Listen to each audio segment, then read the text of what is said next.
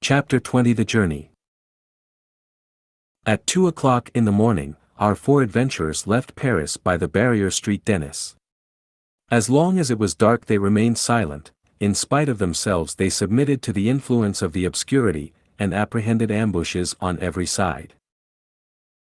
With the first rays of day their tongues were loosened, with the sun gaiety revived. It was like the eve of a battle, the heart beat, the eyes laughed, and they felt that the life they were perhaps going to lose, was, after all, a good thing. Besides, the appearance of the caravan was formidable. The black horses of the Musketeers, their martial carriage, with the regimental step of these noble companions of the soldier, would have betrayed the most strict incognito. The lackeys followed, armed to the teeth. All went well till they arrived at Chantilly, which they reached about 8 o'clock in the morning. They needed breakfast, and alighted at the door of an auberge, recommended by a sign representing Saint Martin giving half his cloak to a poor man.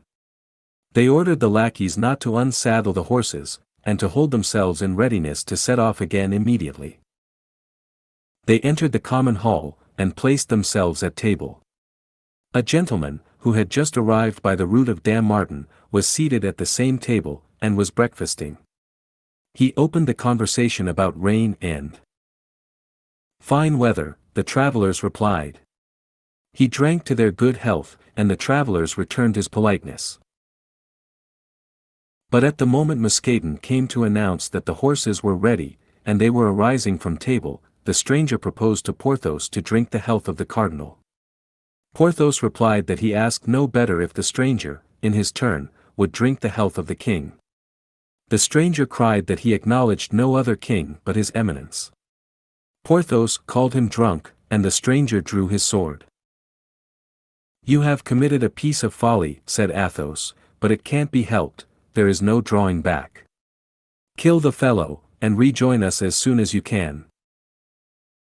All three remounted their horses, and set out at a good pace, while Porthos was promising his adversary to perforate him with all the thrusts known in the fencing schools. "There goes one," cried Athos, at the end of 500 paces. "But why did that man attack Porthos rather than any other one of us?" asked Aramis. "Because, as Porthos was talking louder than the rest of us, he took him for the chief," said D'Artagnan. "I always said that this cadet from Gascony was a well of wisdom," murmured Athos, and the travelers continued their route. At Beauvais they stopped 2 hours, as well to breathe their horses a little as to wait for Porthos. At the end of 2 hours, as Porthos did not come, not any news of him, they resumed their journey. At a league from Beauvais, where the road was confined between two high banks, they fell in with 8 or 10 men who, taking advantage of the road being unpaved in this spot, appeared to be employed in digging holes and filling up the ruts with mud. Aramis, not liking to soil his boots with this artificial mortar, apostrophized them rather sharply. Athos wished to restrain him, but it was too late. The laborers began to jeer the travelers and by their insolence disturbed the equanimity even of the cool Athos, who urged on his horse against one of them. Then each of these men retreated as far as the ditch, from which each took a concealed musket. The result was that our 7 travelers were outnumbered in weapons. Aramis received a ball which passed through his shoulder, and Musketeers another ball which lodged in the fleshy part which prolongs the lower portion of the loins. Therefore Musketeers alone fell from his horse, not because he was severely wounded, but not being able to see the wound, he judged it to be more serious than it really was. "It was an ambuscade," shouted D'Artagnan. "Don't waste a charge. Forward!" Aramis, wounded as he was, seized the mane of his horse, which carried him on with the others. Musketeers' horse rejoined them, and galloped by the side of his companions. "That will serve us for a relay," said Athos. "I would rather have had a hat," said D'Artagnan. "Mine was carried away by a ball. By my faith, it is very fortunate that the letter was not in it." "They'll kill poor Porthos when he comes up," said Aramis. "If Porthos were on his legs, he would have rejoined us by this time," said Athos. My opinion is that on the ground the drunken man was not intoxicated. They continued at their best speed for 2 hours, although the horses were so fatigued that it was to be feared they would soon refuse service. The travelers had chosen crossroads in the hope that they might meet with less interruption, but at Crèvecoeur, Aramis declared he could proceed no farther. In fact, it required all the courage which he concealed beneath his elegant form and polished manners to bear him so far. He grew more pale every minute, and they were obliged to support him on his horse. They lifted him off at the door of a cabaret, left Bazin with him, who, besides, in a skirmish was more embarrassing than useful, and set forward again in the hope of sleeping at Amiens. Morbleu, said Athos, as soon as they were again in motion, reduced to 2 masters and Grimaud and Planchet. Morbleu. I won't be their dupe, I will answer for it. I will neither open my mouth nor draw my sword between this and Calais. I swear by. Don't waste time in swearing, said D'Artagnan, let us gallop, if our horses will consent. And the travelers buried their rowels in their horses' flanks, who thus vigorously stimulated recovered their energies. They arrived at Amiens at midnight, and alighted at the auberge of the Golden Lily. The host had the appearance of as honest a man as any on earth. He received the travelers with his candlestick in one hand and his cotton nightcap in the other. He wished to lodge the 2 travelers each in a charming chamber, but unfortunately these charming chambers were at the opposite extremities of the hotel. D'Artagnan and Athos refused them. The host replied that he had no other worthy of their excellencies, but the travelers declared they would sleep in the common chamber, each on a mattress which might be thrown upon the ground. The host insisted, but the travelers were firm, and he was obliged to do as they wished. They had just prepared their beds and barricaded their door within, when someone knocked at the yard shutter. They demanded who was there, and recognizing the voices of their lackeys, opened the shutter. It was indeed Planchet and Grimaud. Grimaud can take care of the horses, said Planchet. If you are willing, gentlemen, I will sleep across your doorway, and you will then be certain that nobody can reach you. And on what will you sleep? Said D'Artagnan. Here is my bed, replied Planchet, producing a bundle of straw. Come, then, said D'Artagnan, you are right. Mine host's face does not please me at all, it is too gracious. Nor me either, said Athos. Planchet mounted by the window and installed himself across the doorway, while Grimaud went and shut himself up in the stable, undertaking that by 5 o'clock in the morning he and the 4 horses should be ready. The night was quiet enough. Toward 2 o'clock in the morning somebody endeavored to open the door, but as Planchet awoke in an instant and cried, "Who goes there?" Somebody replied that he was mistaken, and went away. At 4 o'clock in the morning they heard a terrible riot in the stables.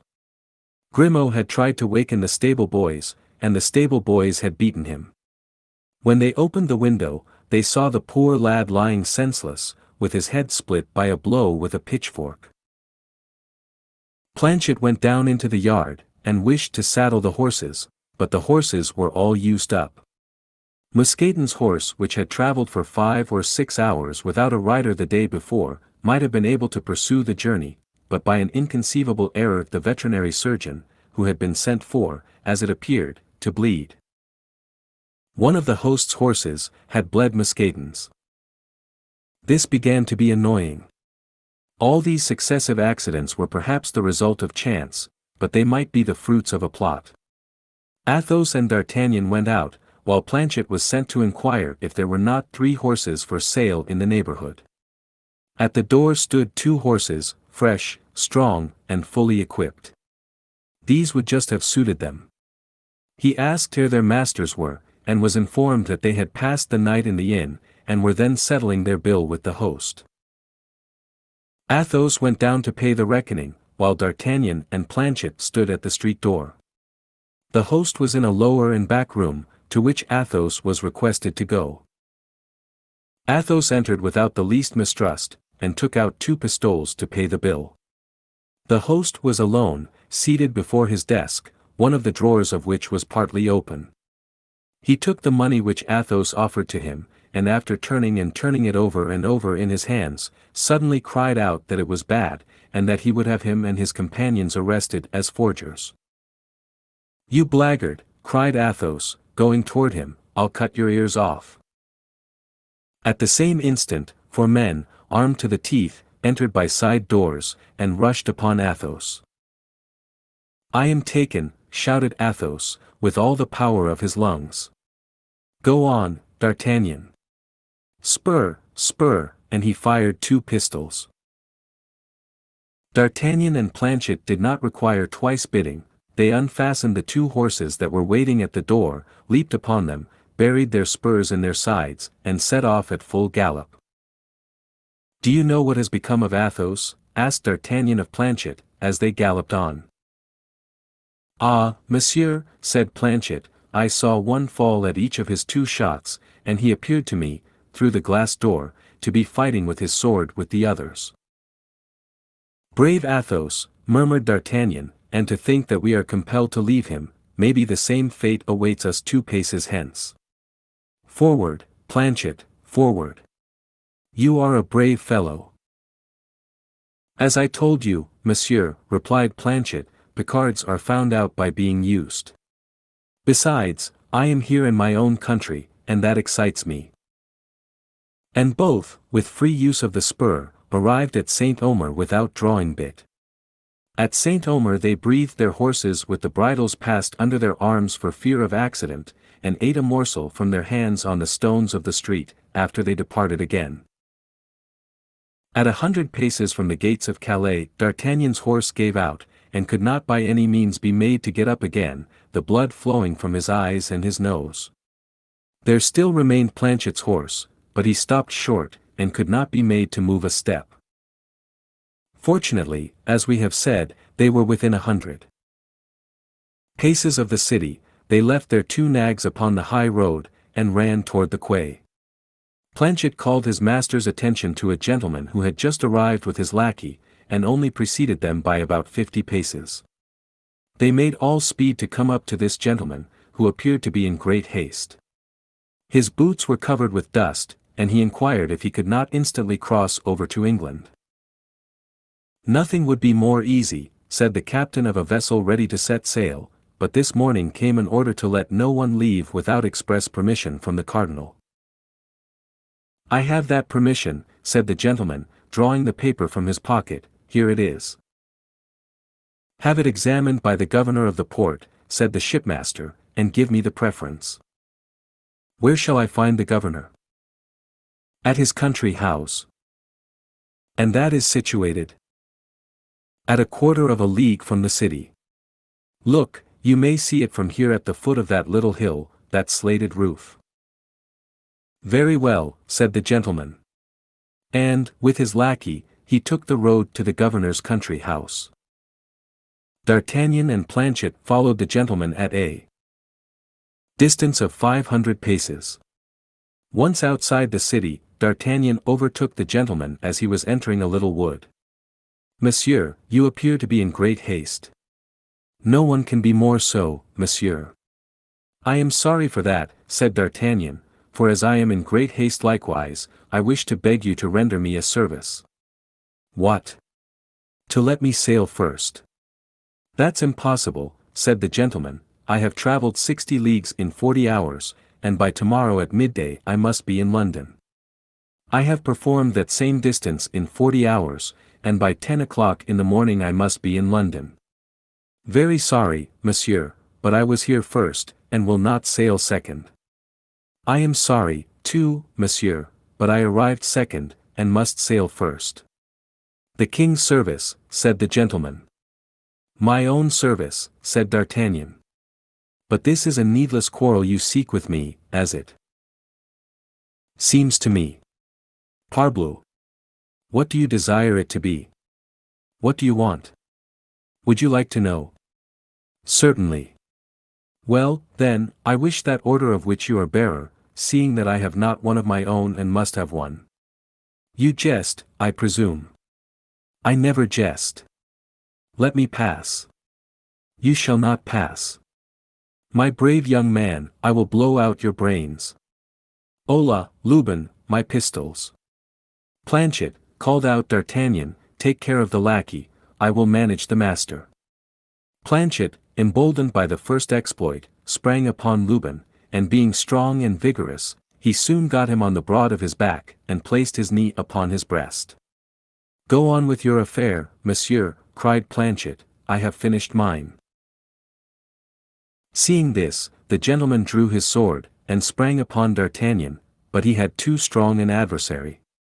In 3 seconds D'Artagnan had wounded him 3 times, exclaiming at each thrust, one for Athos, one for Porthos, and one for Aramis. At the third hit the gentleman fell like a log. D'Artagnan believed him to be dead, or at least insensible, and went toward him for the purpose of taking the order, but the moment he extended his hand to search for it, the wounded man, who had not dropped his sword, plunged the point into D'Artagnan's breast, crying, "One for you." "And one for me, the best for last," cried D'Artagnan, furious, nailing him to the earth with a 4th thrust through his body. This time the gentleman closed his eyes and fainted. D'Artagnan searched his pockets, and took from one of them the order for the passage. It was in the name of Comte de Wardes. Then, casting a glance on the handsome young man, who was scarcely 25 years of age, and whom he was leaving in his gore, deprived of sense and perhaps dead, he gave a sigh for that unaccountable destiny which leads men to destroy each other for the interests of people who are strangers to them and who often do not even know that they exist. But he was soon aroused from these reflections by Lubin, who uttered loud cries and screamed for help with all his might. Planchet grasped him by the throat, and pressed as hard as he could. "Monsieur," said he, "as long as I hold him in this manner, he can't cry, I'll be bound, but as soon as I let go he will howl again. I know him for a Norman, and Normans are obstinate." In fact, tightly held as he was, Lubin endeavored still to cry out. "Stay," said D'Artagnan, and taking out his handkerchief, he gagged him. "Now," said Planchet, "let us bind him to a tree." This being properly done, they drew the Comte de Wardes close to his servant, and as night was approaching, and as the wounded man and the bound man were at some little distance within the wood, it was evident they were likely to remain there till the next day. "And now," said D'Artagnan, to the governors. "But you are wounded, it seems," said Planchet. "Oh, that's nothing. Let us attend to what is more pressing first, and then we will attend to my wound, besides, it does not seem very dangerous." And they both set forward as fast as they could toward the country house of the worthy functionary. The Comte de Wardes was announced, and D'Artagnan was introduced. "You have an order signed by the cardinal," said the governor. "Yes, monsieur," replied D'Artagnan, "here it is." "Ah. It is quite regular and explicit," said the governor. "Most likely," said D'Artagnan, "I am one of his most faithful servants. It appears that his eminence is anxious to prevent someone from crossing to England?"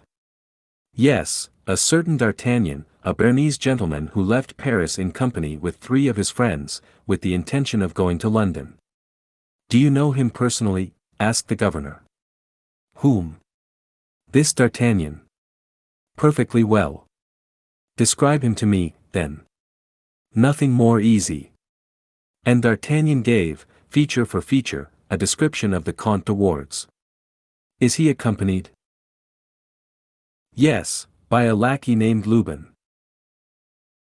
"We will keep a sharp lookout for them, and if we lay hands on them his eminence may be assured they will be reconducted to Paris under a good escort." "And by doing so, monsieur the governor," said D'Artagnan, "you will deserve well of the cardinal." "Shall you see him on your return, monsieur Count?" "Without a doubt." "Tell him, I beg you, that I am his humble servant." "I will not fail." Delighted with this assurance, the governor countersigned the passport and delivered it to D'Artagnan. D'Artagnan lost no time in useless compliments. He thanked the governor, bowed, and departed. Once outside, He and Planchet set off as fast as they could, and by making a long detour avoided the wood and re-entered the city by another gate. The vessel was quite ready to sail, and the captain was waiting on the wharf. "Well," said he, on perceiving D'Artagnan. "Here is my pass countersigned," said the latter. "And that other gentleman?" "He will not go today," said D'Artagnan, "but here, I'll pay you for us too." "In that case let us go," said the shipmaster. "Let us go," repeated D'Artagnan. He leaped with Planchet into the boat, and 5 minutes after they were on board. It was time, for they had scarcely sailed half a league, when D'Artagnan saw a flash and heard a detonation. It was the cannon which announced the closing of the port. He had now leisure to look to his wound. Fortunately, as D'Artagnan had thought, it was not dangerous. The point of the sword had touched a rib, and glanced along the bone. Still further, his shirt had stuck to the wound, and he had lost only a few drops of blood. D'Artagnan was worn out with fatigue. A mattress was laid upon the deck for him. He threw himself upon it, and fell asleep. On the morrow, at break of day, they were still 3 or 4 leagues from the coast of England. The breeze had been so light all night, they had made but little progress. At 10 o'clock the vessel cast anchor in the harbor of Dover, and at 10:30 D'Artagnan placed his foot on English land, crying, "Here I am at last." But that was not all, they must get to London. In England the post was well served. D'Artagnan and Planchet took each a post-horse, and a postilion rode before them. In a few hours they were in the capital. D'Artagnan did not know London, he did not know a word of English, but he wrote the name of Buckingham on a piece of paper, and everyone pointed out to him the way to the Duke's hotel. The Duke was at Windsor hunting with the King. D'Artagnan inquired for the confidential valet of the Duke, who, having accompanied him in all his voyages, spoke French perfectly well. He told him that he came from Paris on an affair of life and death, and that he must speak with his master instantly. The confidence with which D'Artagnan spoke convinced Patrick, which was the name of this minister of the minister. He ordered 2 horses to be saddled, and himself went as guide to the young guardsman. As for Planchet, he had been lifted from his horse as stiff as a rush. The poor lad's strength was almost exhausted. D'Artagnan seemed iron. On their arrival at the castle they learned that Buckingham and the king were hawking in the marshes 2 or 3 leagues away. In 20 minutes they were on the spot named. Patrick soon caught the sound of his master's voice calling his falcon. "Whom must I announce to my Lord Duke?" asked Patrick. "The young man who one evening sought a quarrel with him on the Pont Neuf, opposite the Samaritaine." A singular introduction. You will find that it is as good as another. Patrick galloped off, reached the Duke, and announced to him in the terms directed that a messenger awaited him. Buckingham at once remembered the circumstance, and suspecting that something was going on in France of which it was necessary he should be informed, he only took the time to inquire where the messenger was, and recognizing from afar the uniform of the guards, he put his horse into a gallop, and rode straight up to D'Artagnan. Patrick discreetly kept in the background. "No misfortune has happened to the Queen," cried Buckingham, the instant he came up, throwing all his fear and love into the question. "I believe not, nevertheless I believe she runs some great peril from which your grace alone can extricate her." "I," cried Buckingham. "What is it? I should be too happy to be of any service to her." "Speak, speak." "Take this letter," said D'Artagnan. "This letter? From whom comes this letter?" "From Her Majesty, as I think." "From Her Majesty," said Buckingham, becoming so pale that D'Artagnan feared he would faint as he broke the seal. "What is this rent?" said he, showing D'Artagnan a place where it had been pierced through. "Ah," said D'Artagnan, "I did not see that, it was the sword of the Comte de Wardes which made that hole, when he gave me a good thrust in the breast." "You are wounded?" asked Buckingham, as he opened the letter. "Oh, nothing but a scratch," said D'Artagnan. "Just heaven, what have I read?" cried the duke. "Patrick, remain here, or rather join the king, wherever he may be, and tell his majesty that I humbly beg him to excuse me, but an affair of the greatest importance recalls me to London. Come, monsieur, come," and both set off towards the capital at full gallop. Thank you for watching. We are dedicated to curating literature into some of the best read-along audiobooks anywhere. Please support the channel by clicking like and subscribe. As our supporters grow, we will be able to improve the quality of our publications, add better voices, and make more great books available to our viewers. If you have any requests, feel free to message us anytime. ultimateaudiobooks.com